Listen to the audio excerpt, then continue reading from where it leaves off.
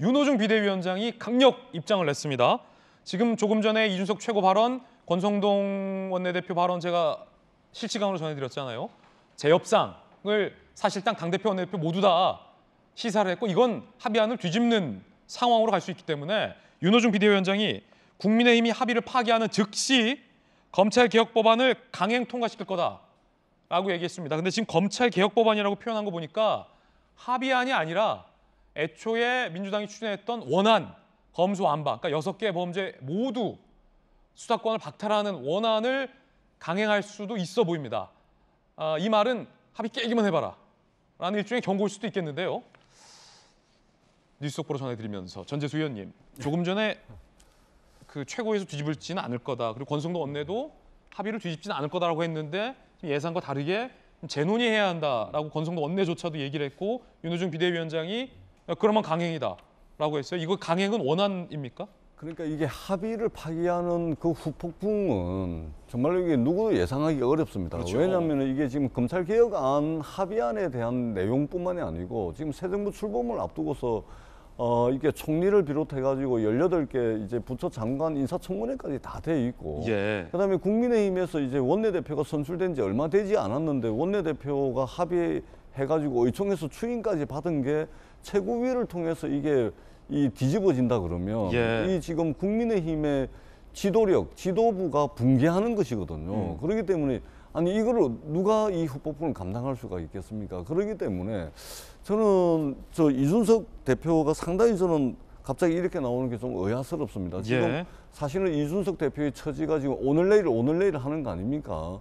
지금 이 당대표로서 지금 성상납 의혹 때문에 지금 그 윤리위원회에 말하자면 징계 회부가 돼가지고 이게 오늘 내일 하기 때문에 저는 상당히 지금 이준석 대표에 의해 가지고 이 국민의힘 전체 의원의 의총에서 결정된 것이 뒤집히고 말고 이 논란이 있다는 것은 저는 상당히 좀 의아스럽고 지금 국회를 완전히 엉망진창으로 만들고 가는 것이 아닌가 이런 걱정을 좀 하지 않을 수밖에 없습니다. 아니 손재현 변호사님, 지금 전재수 의원님 말씀 중에 이준석 대표가 정치적으로 오늘 내일 한다. 윤리 얘기 무슨 얘기입니까 다?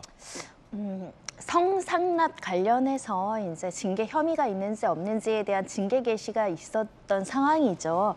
징계 관련해서 사실은 뭐 수사기관에서 수사 결과가 나오지 않았는데 윤리위원회에서 뭐 중징계를 한다거나 당대표에 사임시키거나 그럴 것 같지는 않습니다. 다만 그런 징계 혐의가 있는지 여부에 대해서 좀 따져 묻겠다는 건데 사실 정당 역사상 성상납 비리로 당대표에 대해서 어떤 징계나 윤리위원회가 이렇게 개최되는 것도 굉장히 이례적이죠. 그 전에 사임을 하거나 그 정도 중대 비리가 있었다고 한다면 스스로 물러나는 것이 맞았기 때문에 이게 어떤 상황인지 사실은 잘 모르겠습니다. 그래서 국민의힘 내부 안에 어떠한 권력 다툼이 있다라고 해석은 되지만 그게 이준석 당대표를 물러나게 할 정도로 명확한 어떤 범죄 혐의가 있는가 이에 대한 답을 수사기관이 줘야 되는 거죠. 근데 주지 않고 있습니다. 그렇죠. 이것도 역시 검찰개혁의 문제로 연결될 수 있는 것인데 사안별로 수사기간이 늦어지거나 수사 기간을 굉장히 짧게 한다거나 어떤 거는 강력한 수사를 하고 어떤 거는 수사를 하는지 마는지 모를 정도로 결과에 성과가 없는 것. 이 편의적인 수사 기법 이것도 이제 고쳐 나가야 되는 게 아닌가 생각이 드는데 정치권은 그와 관계없이 수사를 어떤 정치 권력의 싸움이나 방법으로 쓰지 않고 정말 징계 혐의가 마땅하다 한다면 이준석 당대표는 당직에서 물러나야 될 것으로 보이고요. 그리고 그게 아니라고 한다면 이 상황을 빨리 수습을 해야 되겠죠. 국민의힘은 사실 지금 굉장히 당대표와 원내대표 의견조차 합치가 안 되잖아요. 어떻게 정권을 잡았는데 당정청 일사불란하게 어떤 합의를 통해서 국민에게 정말 실질적인 도움을 이뤄할 수 있을지 조금 걱정되는 상황입니다. 당대표 의견 다르고 원내대표 의견 다르고 지금 당선인 의견 다르고 급의 합의가 안 돼서 지금 파기까지 이야기가 나오는 상황이라고 한다면 의사소통에 큰 문제가 있다. 이런 점을 지적해 드릴 수밖에 없습니다. 현재 상황, 지금 뭐 어떤 신문에도 지금 나오지 않고 있는 실시간이기 때문에 정리를 해드리겠습니다. 오늘 아침 상황은 이준석 대표가 이거 재논의해야 된다. 윤석열 당선인도 측근에게 이대로는 안 된다라고 반발한 상황. 그래서 최고위가 개시됐고 모두 발언해서 이 대표는 이건 시한부로 논의할 게 아니다. 라며 4월 안에 강행에 대해서 반대 의견을 표명했습니다. 그리고 그 자리에서 합의를 해온 당사자인 권성동 원내대표조차 선거 범죄에 대해서는 재논의가 필요하다라고 재논의를 명확히 밝혔습니다. 이 말은 합의안의 내용을 일정 정도 이제 파기하는 부분이기 때문에 윤호중 비대위원장은 그러면 원하는 대로라도 강행 처리할 수 있다라는 내용을 시사하는 반발하고 있는 그런 상황입니다. 자, 그러면 앞으로의 상황이 좀 관심사인데 김병민 대변인. 네. 민주당에서 원하는 대로 강행해야 한다면 윤호중 네. 비대위원장이 검찰 개혁안 밀어붙이겠다라고 하니까 그러면 국민의힘에서는 당연히 뭐 반발하고 필리버스터 다시 이거 원점이 되는 거예요. 박병석 의장과 양쪽 원내의 합의 그 장면은 그대로 이제 딱 통편집 사라지는 거고 다시 원점으로 되는 거예요. 네. 그리고 뭐 청문회 분위기는 더욱더 험악해지겠죠. 민주당이 만약에 강행하려면 국민의힘에서는 당연히 안건 조정위 소집을 요구할 것이고 그렇게 되면 위장 탈당, 무소속 둔갑이라는 세간의 비판을 한 몸에 받는 민영배 의원을 통해서 안건 조정위를 무력화하겠군요. 그러니까 지금 시계를 거꾸로 돌리면 다시 법사위로 돌아가야 됩니다. 야. 그 법사위에서 안건조정위원회라는 건 국회 선진화법에 따라서 일방적으로 거대 의석으로 법안을 처리하려고 하더라도 소수정당이 안건조정위원회를 통해서 최장 90일 동안 논의를 하도록 만든 건데 이걸 무력화시키겠다고 양양자 의원을 사보임시킨 것 아닙니까? 무소속에. 근데 양양자 의원이 나는 이거 도저히 찬성할 수 없다고 하니까 그 양양자 의원을 무력화시키기 위해서 민영배 의원이 위장탈당을 한 겁니다. 예.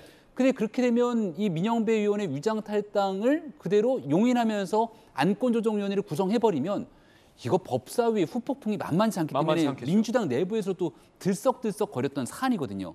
그럼 민영배 의원의 위장탈당이 아니려면 양양자 의원을 빼고 다른 무소속 의원을 사보임을 시켜야 되는데 그러려면 또 국회의장이 나서야 됩니다. 예. 근데 국회의장이 그렇게까지 하자니 여기도 국회법의 기본 정신을 어기는 것 아니냐 이런 딜레마에 계속 빠져 있는 상태여서 아하. 결국 다시금 원점으로 돌아오게 되면 국민의 상식으로 돌아가자.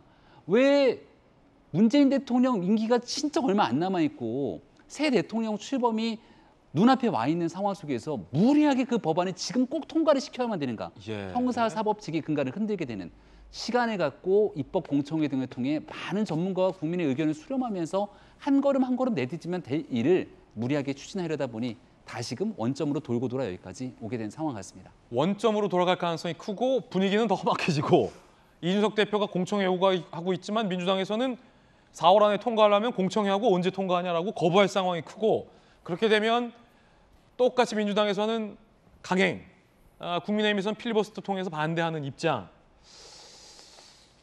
야, 그렇게 되면 또 민주당 내부에서도 반대표가 나올 수도 있고. 그러니까 저희들이 의원총회에서 예. 의원총회에서 분위기를 잠시 말씀을 드리자면 그 국회의장께서 그 여야 원내대표를 만나가지고 중재안을 만들었지 않습니까? 만들어가지고 이제 국회의장 입장이 뭐냐면은 만약에 이 국회의장의 중재안을 안 받으면 나는 사회 안 본다.